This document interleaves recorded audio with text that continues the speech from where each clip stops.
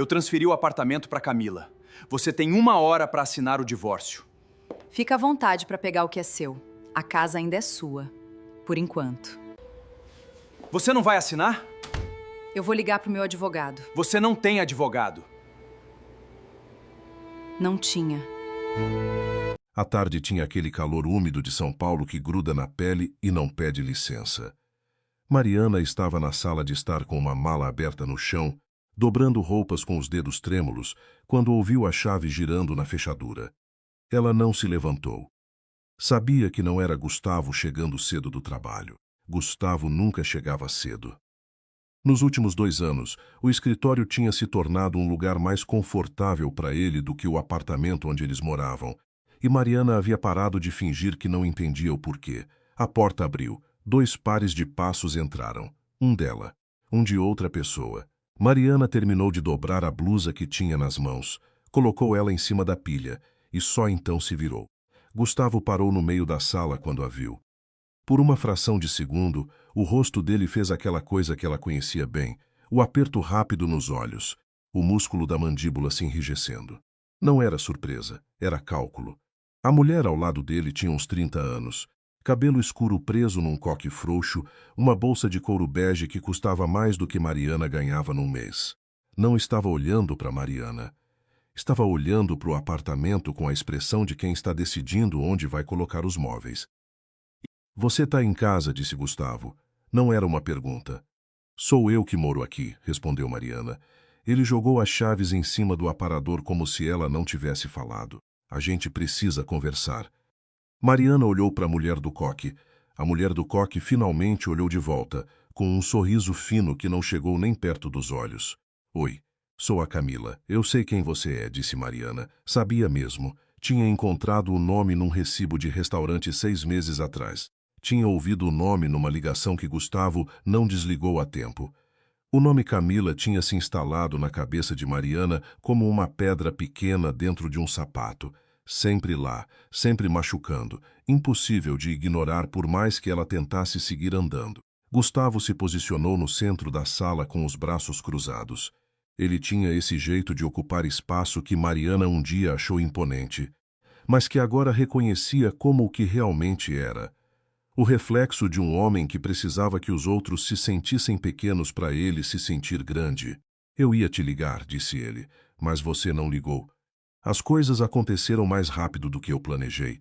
Mariana sentiu a frieza descendo pela espinha. Aquela frieza que não era raiva e não era tristeza. Era o momento exato em que a gente para de se surpreender e começa a só ver as coisas como elas são. Que coisas, Gustavo? Ele descruzou os braços. O apartamento. Eu passei para frente. O silêncio que veio depois durou talvez 3 segundos. Para Mariana foi tempo suficiente para o chão debaixo dos seus pés deixar de ser sólido. Você vendeu o apartamento. Eu transferi. Para Camila. É complicado de explicar, mas juridicamente, a voz de Mariana saiu mais calma do que ela esperava. Esse apartamento estava no contrato de casamento como bem comum. Sobre isso, Gustavo foi até a pasta que estava em cima da mesa. Mariana não tinha notado a pasta antes, e percebeu que ele devia ter chegado antes dela em algum momento do dia para deixá-la ali. Ele pegou um envelope e estendeu na direção dela. Eu preciso que você assine o divórcio hoje. Tem um prazo. Mariana não pegou o envelope. Hoje. O cartório fecha às 5. Ele consultou o relógio. São 3h40. Camila se moveu em direção à janela panorâmica e ficou lá, de costas, olhando para São Paulo lá embaixo, como se a conversa não fosse com ela. Mas Mariana viu o jeito que os dedos dela apertaram a alça da bolsa. E se eu não assinar hoje? Gustavo abaixou o envelope. Mari, não complica. Não me chama de Mari. Mariana. Ele fez aquela pausa calculada que usava em reuniões quando queria que o silêncio trabalhasse para ele. A transferência já foi registrada. O apartamento é da Camila. Você pode sair com as suas coisas e a gente resolve o resto na justiça se você quiser, mas vai ser mais demorado e mais caro para você. Você não pode transferir um bem comum sem a minha assinatura. Pode quando o contrato tem cláusulas específicas sobre aquisição anterior ao casamento. Ele disse isso com uma leveza que só era possível quando a pessoa treinou muito. Eu adquiri esse apartamento 6 meses antes do nosso casamento.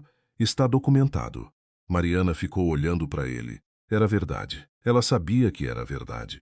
Tinha assinado o contrato de casamento sem ler com atenção porque tinha 26 anos e estava apaixonada, e o advogado era amigo do sogro, e todo mundo sorria e assinava, e ninguém disse que aquele documento ia ser a armadilha dela 6 anos depois.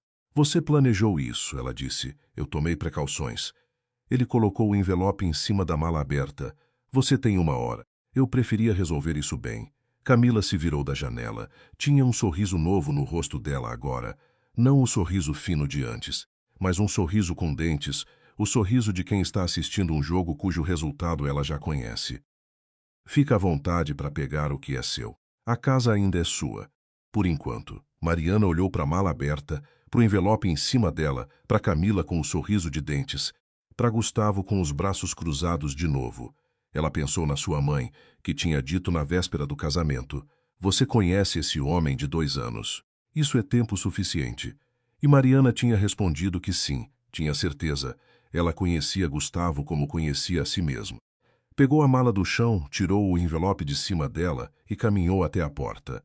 Você não vai assinar? Perguntou Gustavo. Eu vou ligar para o meu advogado. Você não tem advogado. Ela parou com a mão na maçaneta. Não se virou. Não tinha. O táxi levou Mariana até o apartamento da Vera, a única amiga que ela sabia que abriria a porta a qualquer hora sem fazer perguntas. Vera fez isso, abriu a porta, olhou para a mala, olhou para o rosto de Mariana e foi fazer café sem dizer nada. Elas ficaram na cozinha pequena de Vera enquanto São Paulo escurecia lá fora. E Mariana contou tudo com a voz plana de quem está relatando algo que aconteceu com outra pessoa. Vera ouviu sem interromper até o final. O contrato de casamento, disse Vera. Ele me deu um contrato pré-nupcial que eu assinei sem ler direito. Mari, eu sei. Vera enrolou as mãos em volta da xícara. Você tem alguma coisa? Algum documento, alguma prova de que você contribuiu para o apartamento? Despesas, reformas, qualquer coisa? Mariana pensou. Em 6 anos, ela tinha pago metade das contas. Tinha feito a reforma da cozinha com dinheiro do seu próprio salário. Tinha comprado a maior parte dos móveis. Tinha os extratos bancários. Tinha as notas fiscais. Mas isso levaria tempo, e Gustavo estava claramente apostando que ela não tinha dinheiro para sustentar uma briga judicial longa. Eu preciso de um advogado bom, disse Mariana. Eu conheço um, disse Vera. Fez uma pausa, mas ele é caro. Quanto? Vera colocou a xícara na mesa com cuidado. Mariana, o Renato Almeida não cobra por hora. Ele cobra por caso, e os casos dele não perdem. O nome caiu no ar da cozinha de Vera como algo que Mariana devia reconhecer, mas não reconhecia. Quem é Renato Almeida? É o homem que comprou o prédio onde fica o escritório do Gustavo no ano passado. Vera olhou por cima da xícara. Entre outras propriedades. O escritório de Renato Almeida não era o que Mariana esperava. Ela tinha imaginado mármore, recepcionistas com salto, aquele tipo de silêncio caro que os lugares ricos cultivam. O que encontrou, no 12º andar de um prédio discreto na Faria Lima, era uma sala com estantes até o teto, pilhas de processos organizados por algum sistema que só fazia sentido para quem trabalhava ali, e um homem de uns 40 anos sentado numa cadeira de escritório comum, com a gravata afrouxada, lendo um documento que não parou de ler quando ela entrou.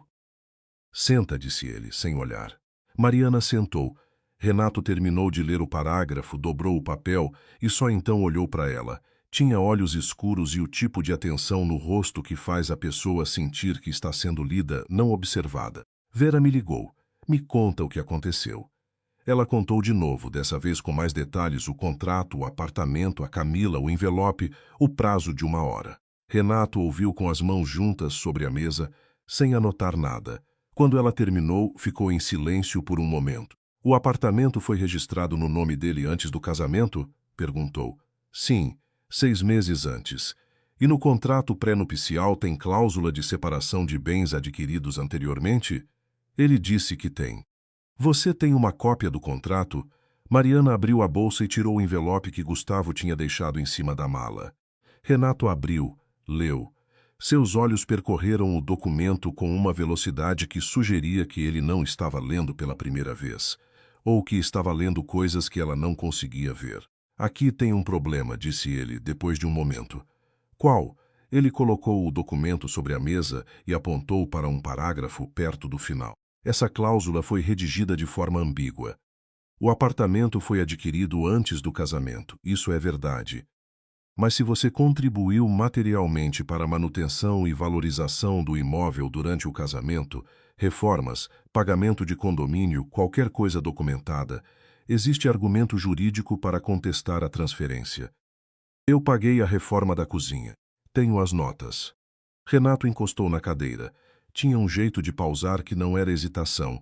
Era o silêncio de quem está tomando uma decisão, não pensando em algo. O problema não é só jurídico. A transferência já foi registrada, você disse? Ele disse que sim. Então Gustavo ou mentiu ou tem acesso a algo que eu preciso verificar. Ele fechou o envelope. Registro de imóvel não acontece em horas. Leva dias, às vezes semanas. Se ele disse que está feito, está ou mentindo para te apressar ou teve ajuda interna no cartório. Mariana sentiu algo se mover no peito, não esperança, não exatamente, mas a sensação de que o chão estava voltando a existir. O que eu faço? Você não assina nada. Ele se levantou, foi até uma das estantes e tirou uma pasta sem hesitar, como se soubesse exatamente onde estava. E você me deixa verificar o registro. Por que você ia querer pegar um caso meu? Ela disse isso antes de pensar. Vera disse que você só pega casos que não perdem. Renato a olhou com uma expressão que ela não conseguiu classificar. Quem disse que esse caso vai perder? Ela não respondeu. Me manda as notas fiscais da reforma até amanhã de manhã. Tudo que você tiver. Ele voltou para a cadeira. E não atende o telefone do Gustavo. Naquela noite, deitada no sofá de Vera com o cobertor cheirando a amaciante diferente do seu, Mariana ficou olhando para o teto e tentando montar os pedaços. 6 anos. Ela tinha passado 6 anos dentro de um apartamento que nunca foi dela, com um homem que tinha preparado a saída dela antes mesmo de eles trocarem as alianças. A questão que ficava martelando era simples e horrível. Quando exatamente Gustavo tinha decidido que ela era temporária, o telefone vibrou. Era um número desconhecido. Ela não atendeu. 5 minutos depois, uma mensagem. Mariana, preciso te contar algo sobre o Renato Almeida. Me liga. É sobre o apartamento. Camila, Mariana ficou olhando para a mensagem por um longo tempo. Depois colocou o telefone virado para baixo e fechou os olhos. Renato Almeida saiu do escritório às quase 11 da noite. No corredor vazio do 12º andar, parou antes de chamar o elevador e tirou o celular. Discou um número que não estava salvo. Você sabia que o apartamento era de Gustavo Fonseca? Disse quando atenderam. Uma pausa do outro lado. Eu sei que o prédio inteiro vai ser seu até o fim do mês. Não é sobre o prédio. Renato ficou olhando para o botão do elevador sem apertar. A mulher dele apareceu no meu escritório hoje. Outra pausa, mais longa. Isso é um problema? Perguntou a voz. Ainda não sei. As portas do elevador abriram. Renato entrou. Mas você devia ter me contado que ela existia. A ligação caiu quando as portas fecharam. No corredor vazio que ele tinha acabado de deixar, a câmera de segurança do corredor gravou, sem ninguém para ver. Um homem entrando no elevador com um rosto que não combinava com o de um advogado tomando um caso simples de divórcio. O dia seguinte começou com chuva fina e o cheiro de café que Vera colocou na mesa antes de sair para o trabalho, com um bilhete embaixo da xícara. Não abre a porta para ninguém que você não conheça. Te ligo no almoço. Mariana ficou na mesa da cozinha com o café e o celular, organizando as fotos das notas fiscais. A reforma da cozinha, R$ 23 mil em 2021, paga em 3 parcelas do cartão dela. A troca do piso da sala, 11 mil, nota em seu nome. O ar-condicionado do quarto, 4.200. 6 anos de pequenas contribuições que, somadas, montavam uma quantia que Gustavo claramente calculou que ela não teria força para brigar. Ela mandou tudo para o e-mail de Renato às 8h40 da manhã. Às 9h05, ele respondeu com 2 palavras. Recebi. Aguarda. O telefone tocou às 10. Era um número desconhecido de novo, a Camila. Mariana deixou cair na caixa postal. 3 minutos depois, a Camila mandou outra mensagem. Sei que você tá com o Renato Almeida. Você não sabe o que ele é. Me liga antes que seja tarde. Mariana colocou o telefone na mesa e ficou olhando para a mensagem. Tinha dois jeitos de ler aquilo. O primeiro era que Camila estava tentando desestabilizá-la. Era exatamente o tipo de coisa que uma mulher esperta faria se soubesse que a outra tinha um advogado bom. Semear dúvida, criar distância entre cliente e defensor, comprar tempo. O segundo jeito era mais incômodo e ela não queria pensar nele ainda. Mandou uma mensagem para Vera. A Camila ficou me mandando mensagem. O que você sabe sobre o Renato? A resposta de Vera demorou 20 minutos, só que ele é bom no que faz e não perde caso. Por quê? Mariana não respondeu. Renato apareceu no apartamento de Vera ao meio-dia com uma pasta fina e uma expressão que não era a mesma do dia anterior.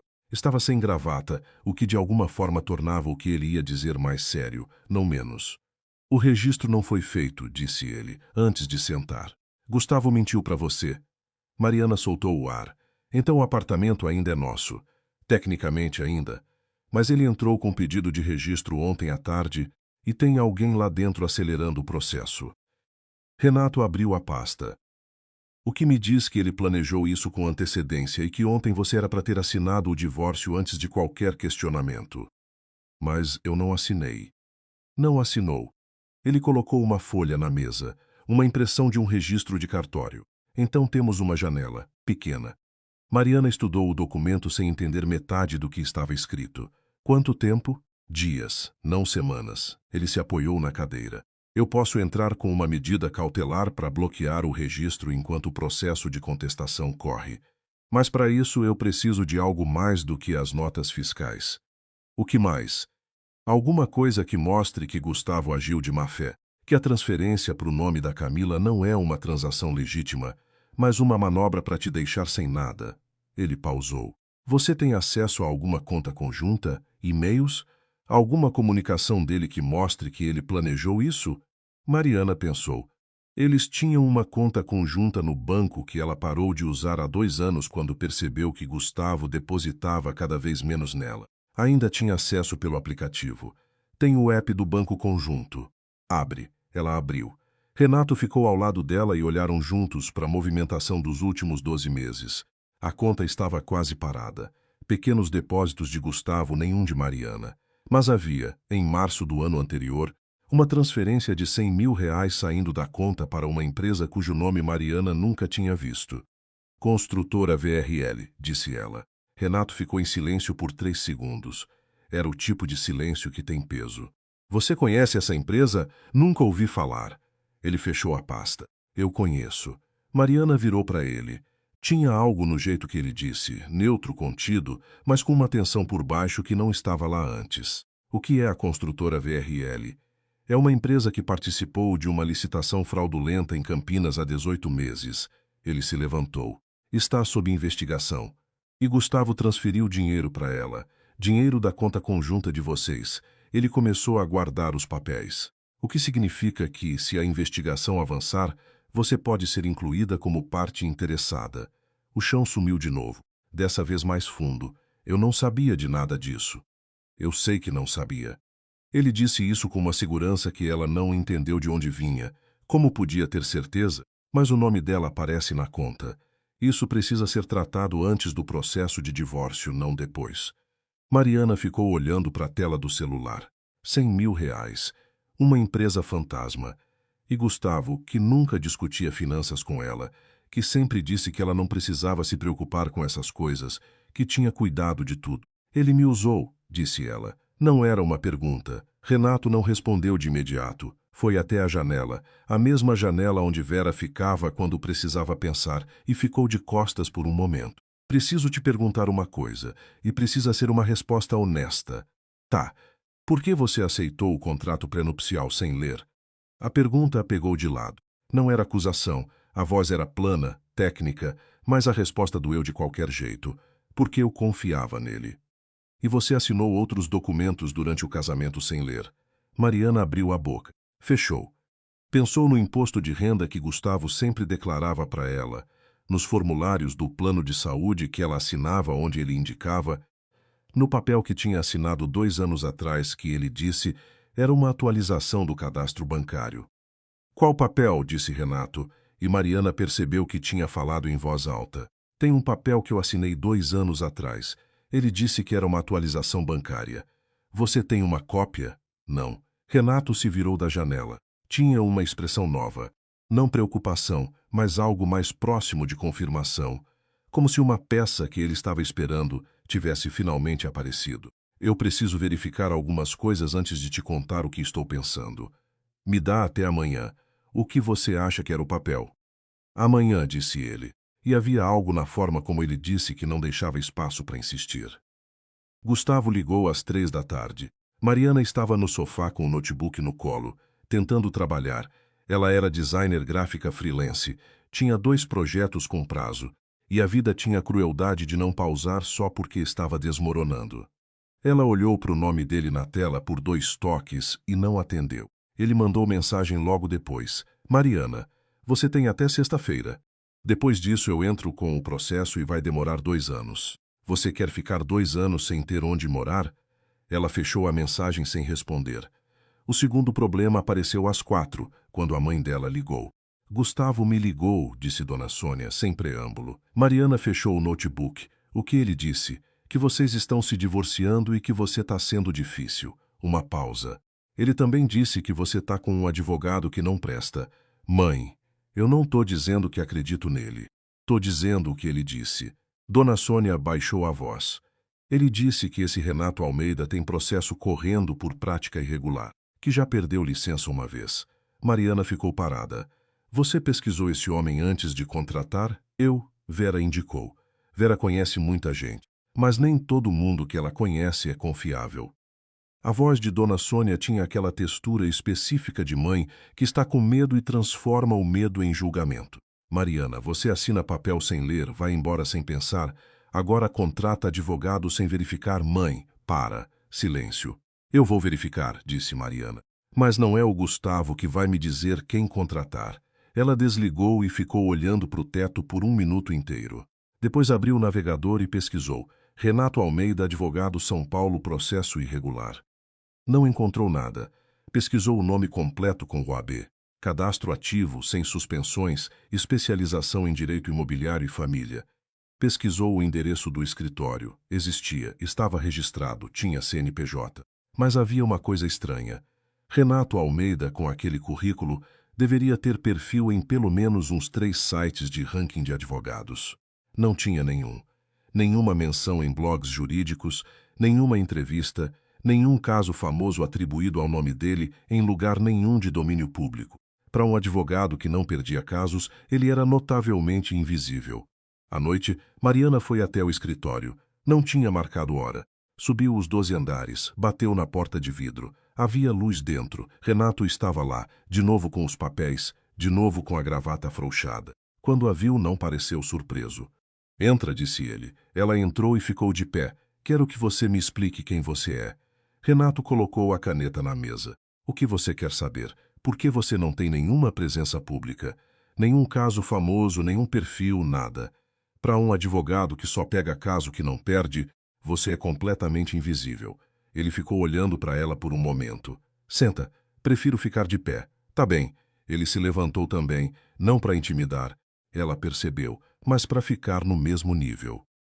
Eu não tenho presença pública porque os meus clientes preferem assim. Os casos que eu pego não chegam nos jornais porque chegam a acordos antes. Essa é a resposta simples. E a resposta não simples? Uma pausa. Ainda não chegou a hora da resposta não simples. O Gustavo ligou para minha mãe dizendo que você tem processo por prática irregular. Eu sei. A expressão de Renato não mudou. Ele estava tentando te afastar de mim antes que eu encontre o que estou procurando. E o que você está procurando? Ele voltou para a cadeira. Pegou uma pasta diferente da que tinha levado ao apartamento de Vera, mais grossa, com o que parecia ser uma série de documentos impressos. O papel que você assinou 2 anos atrás, eu sei o que ele era. Mariana sentiu o estômago apertar. Como você sabe? Porque eu vi o mesmo modelo de documento em outros 2 casos nos últimos 3 anos. Ele abriu a pasta e girou para ela ver. É uma procuração. Dá poderes amplos a Gustavo para agir em seu nome em transações imobiliárias. Ela olhou para o papel. Era uma cópia, não o original, mas uma cópia de algo que tinha sua assinatura. Ela reconheceu a própria letra, a data e abaixo o que ela tinha achado que era um formulário de banco. Não era. Ele usou a procuração para registrar a transferência. Perguntou ela, com a voz mais firme do que se sentia. Provavelmente é o que ele vai tentar. Renato apontou para uma linha específica, mas tem um problema. Procuração desse tipo, quando usada em operação que beneficia diretamente o outorgante em detrimento do outorgante, ele pausou, percebeu que tinha falado rápido demais e reformulou. Quando ele usa seus poderes para te prejudicar, a procuração pode ser anulada por vício de consentimento. Você não sabia o que estava assinando. Dá para provar isso? Dá para argumentar. E eu tenho algo melhor. Ele virou mais uma página. Gustavo usou essa procuração com o seu nome para assinar um contrato com a construtora VRL, aquela empresa de investigação. O que significa que, se a procuração for anulada, a responsabilidade pelo contrato vai inteiramente para ele. Mariana ficou olhando para os papéis. Você já tinha tudo isso? Boa parte. Antes de eu aparecer no seu escritório. Renato não desviou o olhar. Sim. O silêncio que veio depois tinha uma qualidade diferente dos anteriores. Não o silêncio de quem está processando, mas o silêncio de quem está decidindo se vai fazer a pergunta óbvia. Por que você estava investigando o Gustavo antes de me conhecer? Renato ficou de pé, foi até a estante e ficou lá de costas por um momento. O mesmo gesto que tinha feito na janela do apartamento de Vera, e Mariana percebeu que era o gesto que ele fazia quando estava organizando o que ia dizer. O prédio onde fica o escritório dele. Eu comprei no ano passado. Vera me contou. O que Vera não sabe é por que ele se virou. Eu estava comprando propriedades de Gustavo Fonseca faz 2 anos. Não por acidente. Mariana cruzou os braços. Explica. Gustavo tem um sócio silencioso. Uma pessoa que colocou capital no negócio dele há 6 anos e nunca apareceu em nenhum documento público. Renato voltou para a mesa. Esse sócio é o meu cliente. A fiação da história inteira se reorganizou na cabeça de Mariana em tempo real. Seu cliente estava sendo lesado pelo meu marido. Está sendo. Faz 2 anos. Ele fechou a pasta. Quando você apareceu no meu escritório, eu sabia exatamente quem era Gustavo Fonseca. Mas não sabia de você. Não sabia que ele tinha uma esposa que ele estava tentando fazer desaparecer junto com as evidências. Eu sou evidência. A procuração no seu nome é evidência. Ele a olhou com aquela atenção de antes, a sensação de ser lida, não observada. Você é uma pessoa que foi prejudicada. São coisas diferentes. Mariana ficou de pé por um longo momento, processando. O caso que ela achava que era uma história de traição conjugal tinha uma camada embaixo, uma camada de fraude de sócio lesado, de um advogado que não era exatamente o que parecia. Eu preciso saber, disse ela. O seu cliente, ele me conhece? Renato não respondeu imediatamente. Foi aquela pausa de decisão de novo. Você vai me responder isso? Ela pressionou. O meu cliente prefere não ser identificado até que o processo avance, mas você sabe se ele me conhece. Eu sei. Ele encontrou os olhos dela. E quando for a hora certa, você vai saber também. Naquela noite, deitada de novo no sofá de Vera, Mariana ficou com a pasta de cópias que Renato tinha deixado com ela. Leu cada página devagar, com atenção-se que não tinha tido quando assinou o contrato de casamento 6 anos antes. Na página 17, havia uma lista de propriedades que tinham passado pelo nome de Gustavo nos últimos 6 anos. Apartamentos, galpões, uma pequena construtora em Campinas. E no final da lista, um imóvel que Mariana reconheceu. Era o endereço do sítio onde ela e Gustavo tinham passado a lua de mel. Um lugar que ele disse que tinha alugado de um amigo. Um lugar que ela tinha amado porque parecia longe de tudo, com uma varanda de madeira velha que olhava para um pomar, e onde Gustavo tinha sido, por uns 4 dias, o homem que ela achava que era. O sítio estava no nome da construtora VRL. Mariana ficou olhando para o endereço. A lua de mel. Ele tinha levado ela para um imóvel que fazia parte do esquema. Ela não sabia se isso era um detalhe sem importância ou a coisa mais reveladora da lista inteira. Tirou o celular e abriu a mensagem que Camila tinha mandado. Sei que você tá com o Renato Almeida. Você não sabe o que ele é. Me liga antes que seja tarde. Ficou olhando para a mensagem por 2 minutos. Depois digitou: o que você sabe sobre ele? A resposta veio em menos de 30 segundos. Não por mensagem, pessoalmente. Amanhã. Você escolhe o lugar. Elas se encontraram numa cafeteria no Itaim, às 10 da manhã. Mariana chegou primeiro e ficou numa mesa de canto com o café na mão, observando a porta. Quando Camila entrou, estava diferente, sem a bolsa de couro bege, sem o coque, com uma expressão que não tinha nada do sorriso de dentes do apartamento. Ela parecia menor. Não fisicamente, mas da forma que as pessoas ficam menores quando o papel que estavam representando acaba. Sentou em frente a Mariana sem cumprimento. Obrigada por vir. Eu ainda não sei por que vim. Sabe, Camila enrolou as mãos em volta do copo. Você veio porque a mensagem te incomodou o suficiente. Mariana não negou. Fala. Camila olhou para o tampo da mesa por um segundo. Quando olhou de volta, havia algo nos olhos dela que Mariana não esperava. Não culpa, não exatamente, mas o peso de quem carrega uma informação que não escolheu ter. Eu e o Gustavo não estamos juntos por escolha. Tá bom. Não tô pedindo que você acredite em mim. Tô pedindo que você ouça. Ela respirou. Gustavo tem material comprometedor sobre a minha família, sobre meu pai. Se eu não colaborar com o que ele quer, ele usa esse material. Mariana ficou olhando para ela. Colaborar como? Colocando o apartamento no meu nome, sendo a face de algumas transações que não são limpas. Camila baixou a voz. Eu sou advogada. Eu sei o que estou fazendo é errado. Mas o material que ele tem sobre meu pai, ela parou. Recomeçou. Meu pai ia preso. Era uma história conveniente. Mariana sabia disso. Também sabia que uma história conveniente não era necessariamente mentira. E o que você quer de mim? Nada. Camila ergueu os olhos. Eu quero te avisar, Renato Almeida, o que ele te contou sobre o cliente dele, que o cliente prefere não ser identificado. Ele vai continuar dizendo isso. Camila enrolou mais os dedos no copo, porque o cliente dele é o sócio silencioso do Gustavo. E o sócio silencioso não quer que Gustavo vá preso. Quer que Gustavo assine as propriedades dele de volta, em silêncio, sem processo público. Mariana ficou quieta. Se isso acontecer, continuou Camila, o material comprometedor sobre o meu pai desaparece junto, porque faz parte do mesmo pacote de documentos que o sócio silencioso está tentando recuperar. Ela fincou os olhos em Mariana. E o que acontece com você, com o divórcio, com o apartamento, com a procuração no seu nome? Isso não importa para o cliente do Renato. Você é um dano colateral que ele vai deixar para trás quando fechar o acordo. O café de Mariana esfriou enquanto ela ficava em silêncio. Por que você me conta isso? Perguntou ela finalmente. Camila ficou um tempo sem responder. Olhou pela janela, para a rua molhada lá fora, para um ponto qualquer que não era a cafeteria. Porque eu precisei assinar coisas sem ler também. E ninguém me avisou. Mariana voltou para o apartamento de Vera e ficou 2 horas sentada na mesma cadeira da cozinha onde tinha tomado café na manhã anterior. Vera havia chegado do trabalho, viu o rosto dela e ficou em silêncio fazendo macarrão, que era o que Vera fazia quando não sabia o que dizer, mas precisava fazer alguma coisa. O problema não era mais simples.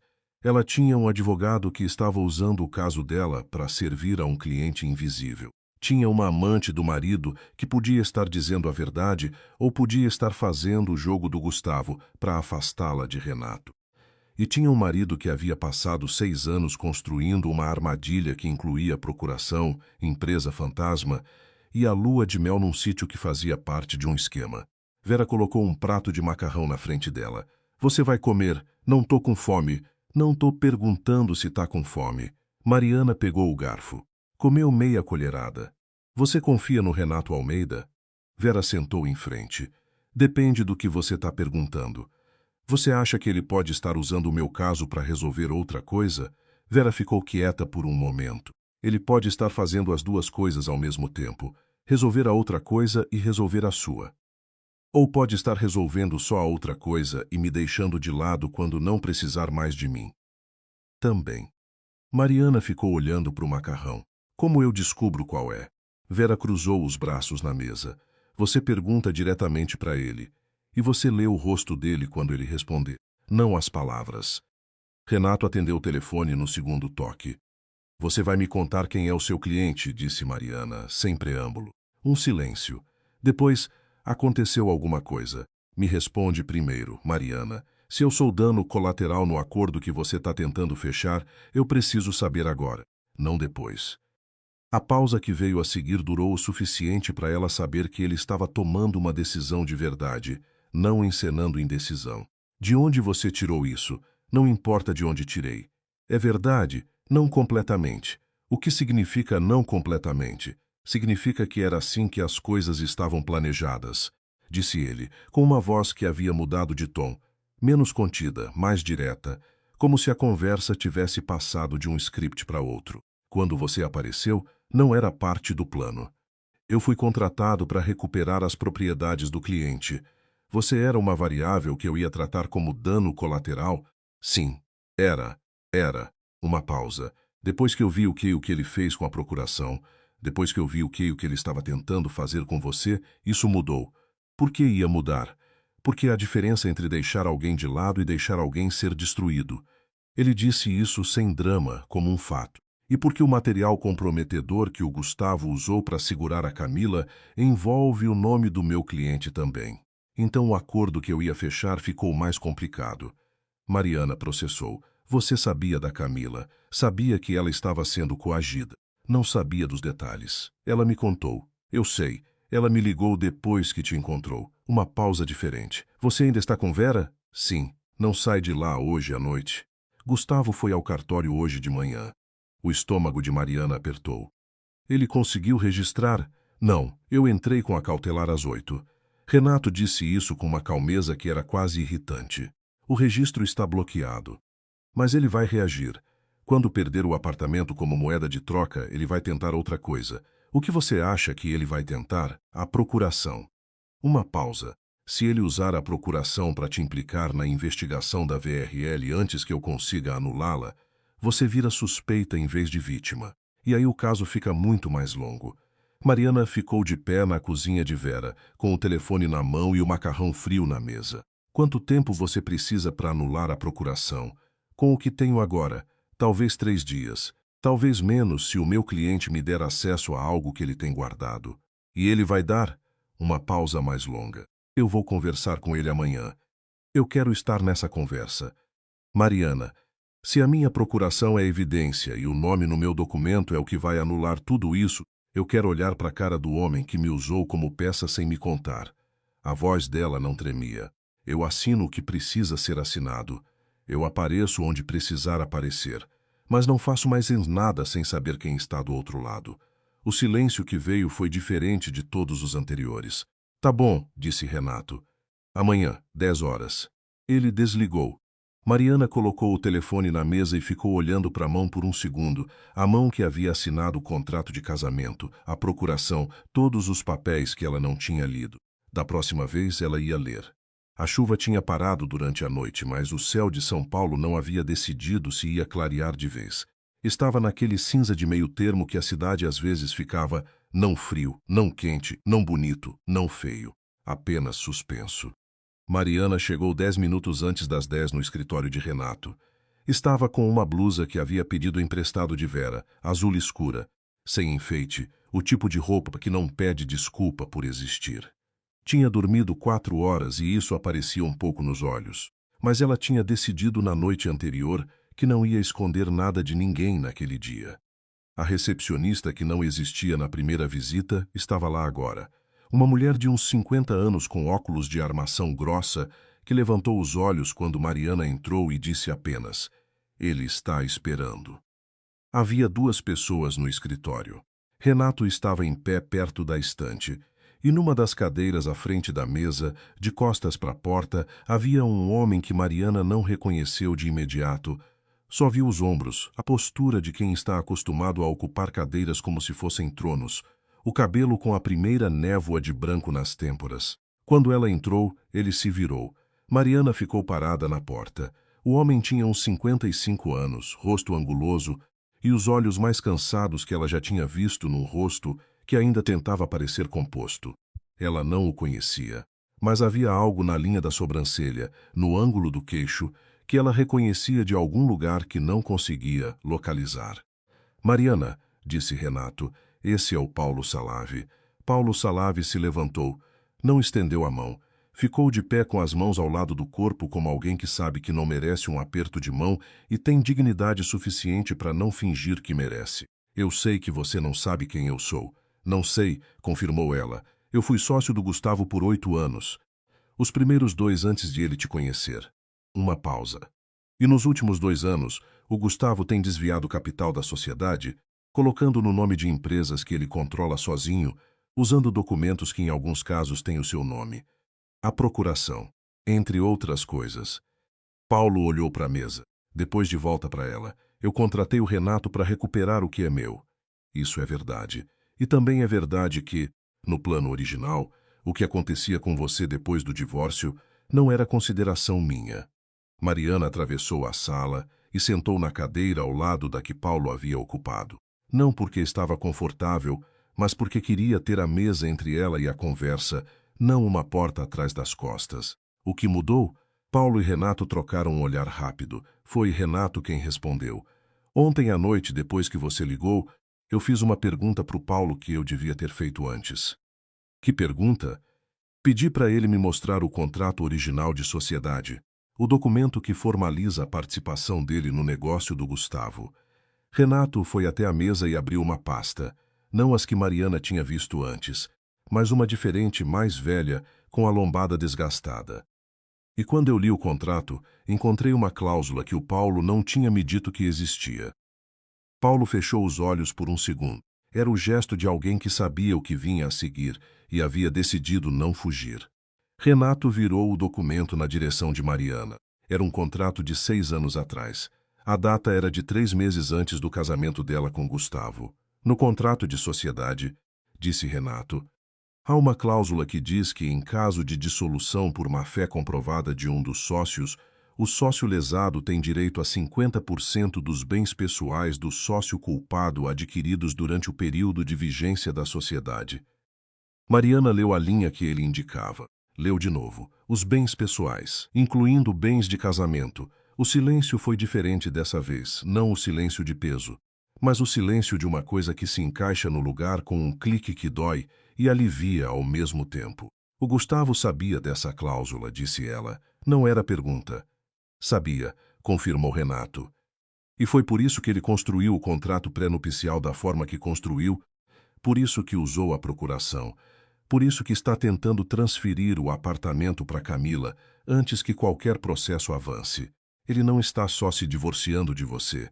Ele está tentando esvaziar o patrimônio antes que o Paulo possa reivindicá-lo. E eu estava no meio disso sem saber. Você estava no meio disso sem saber, repetiu Renato.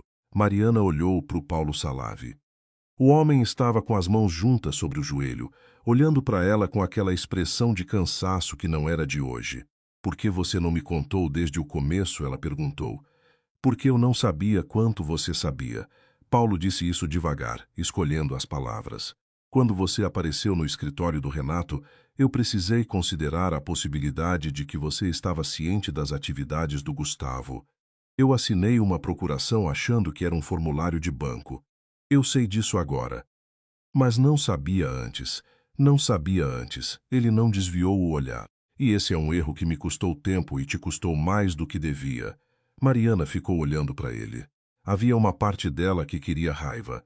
Raiva dele, raiva de Renato, raiva de toda a gente que havia tratado ela como variável enquanto montava os seus próprios quebra-cabeças. Mas a raiva não estava chegando com aquela forma limpa.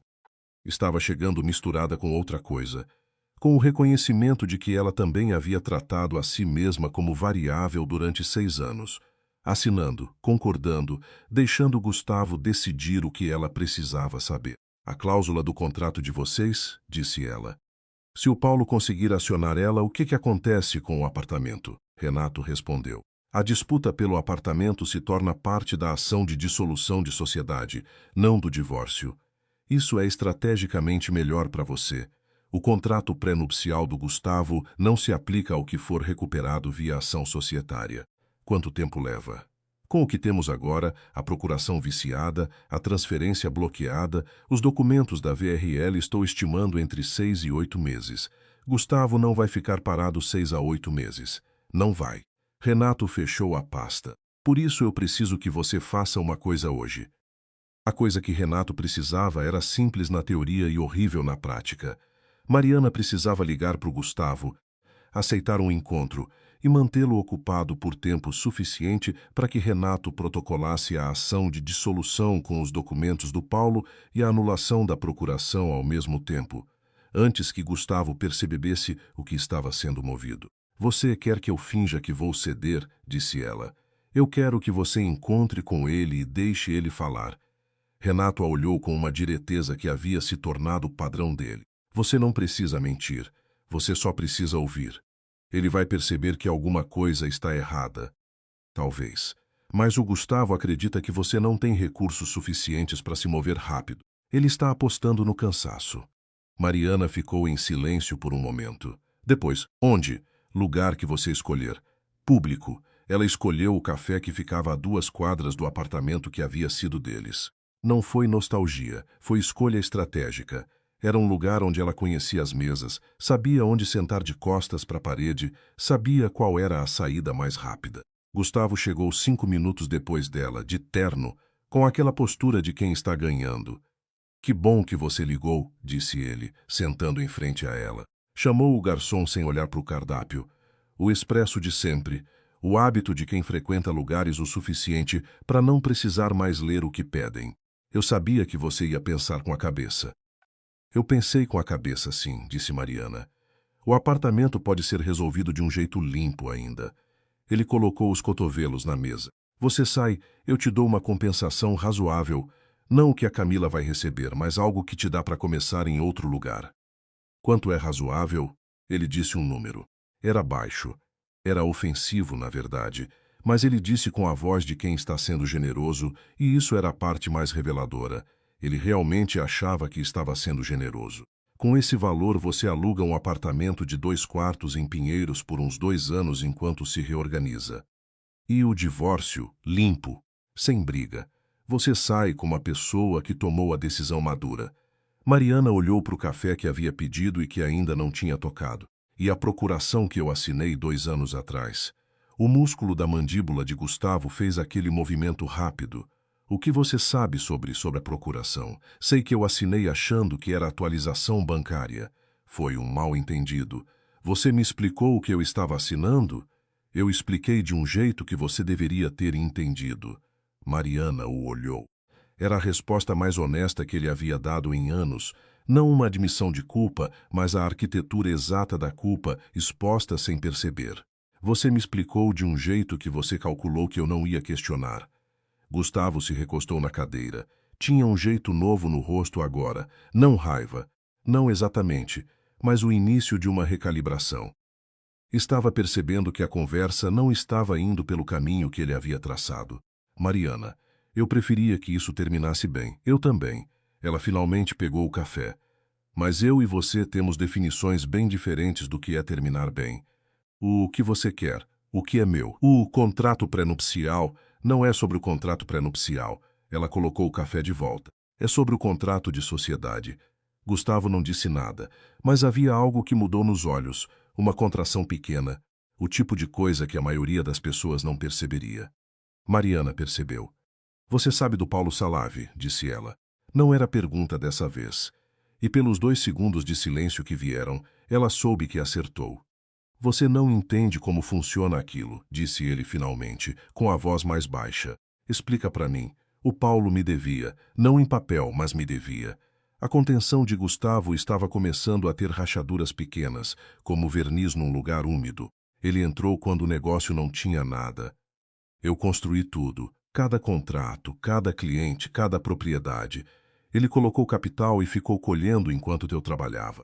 A cláusula que ele está tentando acionar foi um erro de rascunho que o advogado não pegou e que eu não percebi a tempo. Mas você percebeu depois. Sim. E ao invés de renegociar com ele, você desviou o patrimônio. Eu realoquei ativos. Mariana olhou para ele. Gustavo Fonseca, com quem ela havia dormido por 6 anos, com quem havia comido café da manhã e assistido série e discutido sobre onde passar o Natal, estava sentado do outro lado de uma mesa de café, usando o verbo realocar como se isso mudasse o que era. E eu, disse ela, o que eu fui nisso tudo? Gustavo virou o expresso no dedos, 1, 2 giros. Não respondeu. Eu era a variável que você precisava controlar, disse ela por ele. Se você me mantivesse desinformada, se você tivesse a procuração, se você conseguisse o divórcio rápido, você esvaziava o patrimônio antes que o Paulo conseguisse qualquer coisa. Você está supercomplicando. Você me usou como instrumento. Eu te mantive protegida. Ele disse isso com uma convicção que a deixou sem resposta por um segundo. Não porque era verdade, mas porque ele realmente acreditava. Você nunca precisou lidar com nada disso. Você tinha uma vida boa, tinha o apartamento, eu tinha o que você decidiu que eu podia ter. A voz de Mariana saiu baixa e absolutamente firme. Enquanto você decidia o que eu assinava, onde morávamos, o que eu precisava saber. Você não me protegeu, você me administrou. Gustavo ficou em silêncio. E quando eu deixei de ser útil, você me passou para frente junto com os outros ativos. O verniz havia acabado. O que estava embaixo não era monstruosidade, era algo em alguns aspectos pior. Um homem que havia feito coisas calculadas e frias e que tinha encontrado, para cada uma delas, uma narrativa em que ele era o personagem razoável. Gustavo Fonseca não se via como alguém que havia destruído algo. Ele via a si mesmo como alguém que havia gerenciado uma situação difícil. A ação de dissolução de sociedade foi protocolada hoje de manhã, disse Mariana. A cautelar no apartamento está mantida, e a anulação da procuração entra ainda essa semana. Gustavo ficou imóvel. Você tem um advogado bom? Perguntou ela. Ele não respondeu. Eu recomendo contratar um. Ela pegou a bolsa. Porque o Renato Almeida é muito bom e ele não perde caso. Ela saiu do café e ficou na calçada por um momento, com o sol de São Paulo batendo de lado, aquecendo mais do que o cinza da manhã prometia. Tirou o celular e mandou uma mensagem para o Renato. Feito. A resposta veio em 40 segundos, protocolado. Você pode respirar. Ela riu.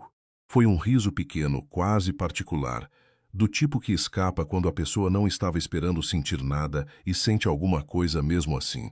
3 dias depois, Camila Rocha assinou uma declaração detalhando a coerção que Gustavo havia exercido sobre ela, incluindo material comprometedor sobre o pai, um erro contábil antigo que, sob luz jurídica adequada, era muito menos grave do que Gustavo havia pintado.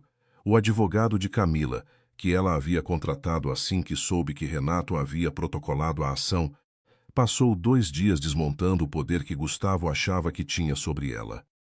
O material comprometedor era uma faca que Gustavo havia apontado para o pescoço de Camila por 1 ano. Quando Camila parou de ter medo, a faca virou apenas papel. Gustavo tentou uma última manobra, entrou com a ação contestando a validade da cláusula do contrato de sociedade, argumentando que havia sido redigida de forma ambígua por erro de revisão. Renato respondeu com o e-mail. Era um e-mail de 4 anos antes, de Gustavo para o advogado que havia redigido o contrato de sociedade, pedindo explicitamente que a cláusula fosse mantida porque ele havia negociado com o Paulo a sua inclusão. O e-mail havia ficado guardado nos arquivos do advogado, que havia morrido 2 anos antes, mas os arquivos do escritório tinham sido transferidos para outro profissional, que os havia digitalizado e mantido por obrigação legal. A cláusula era válida. Gustavo sabia que era válida desde o início. O apartamento ficou bloqueado por 4 meses enquanto a ação corria. Mariana permaneceu no apartamento de Vera durante esse tempo, não por falta de opção, mas porque Vera havia insistido com uma firmeza afetiva que era difícil de recusar, e porque havia algo de útil em estar num lugar onde alguém abria a porta sem fazer perguntas. Ela continuou trabalhando. Havia 2 clientes novos que apareceram durante aqueles meses, uma pequena marca de roupas em Pinheiros e um escritório de arquitetura no Itaim que precisava de identidade visual.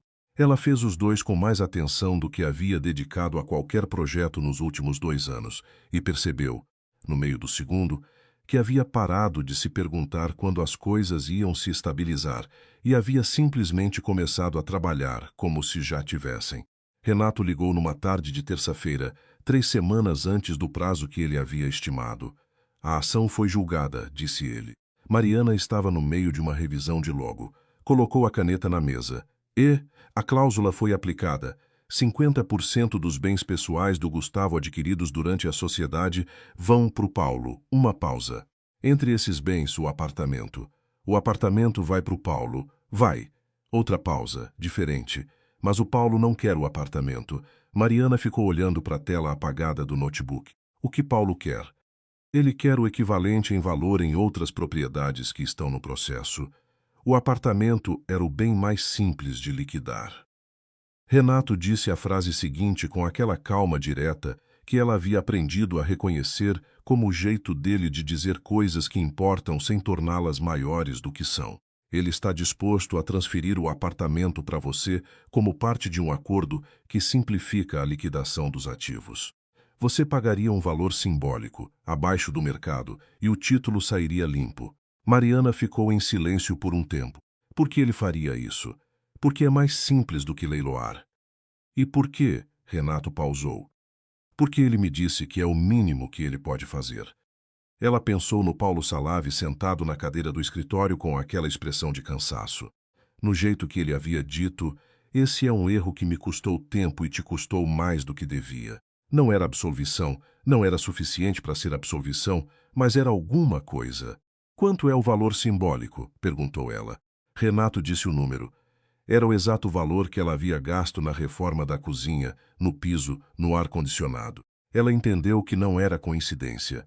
A transferência foi assinada numa tarde de outubro, num cartório perto da Avenida Paulista, com um tabelião que não sabia nada da história, e fez tudo em 40 minutos. Mariana saiu com a cópia do registro na mão e ficou na calçada no sol da tarde, que estava com aquele laranja de fim de tarde que São Paulo consegue produzir quando quer. Renato havia ido embora logo depois. Tinha outro compromisso, havia dito com a concisão habitual. Mas antes de sair tinha ficado na porta do cartório por um segundo e olhado para ela com uma expressão que era mais aberta que ela havia visto nele. Você leu cada linha antes de assinar, disse ele. Todas. Ele fez um gesto pequeno com a cabeça, não exatamente um sorriso, mas a arquitetura de um sorriso. Boa sorte, Mariana. Você também. Ele foi, ela ficou. Tinha uma ligação perdida de Vera no celular, provavelmente querendo saber como tinha ido.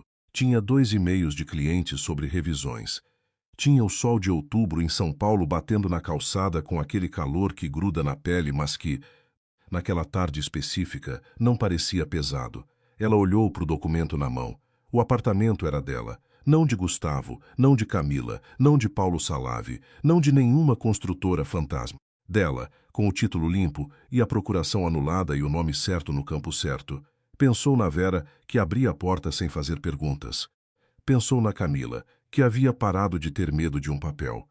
Pensou em si mesma, 6 anos antes, assinando um contrato de casamento sem ler porque estava apaixonada e achava que confiança era o mesmo que atenção. Não era a mesma pessoa. Não de um jeito dramático, não de um jeito que exigia uma declaração, apenas de um jeito silencioso e real. O jeito que as pessoas mudam quando passam por algo que exige que elas se tornem mais do que eram para conseguir atravessar. Guardou o documento na bolsa. Chamou um táxi. Quando o carro dobrou a esquina e São Paulo passou pela janela com todo o seu barulho e concreto e laranja de fim de tarde, Mariana abriu o notebook que havia trazido consigo. Tinha uma revisão de logo com prazo amanhã e começou a trabalhar.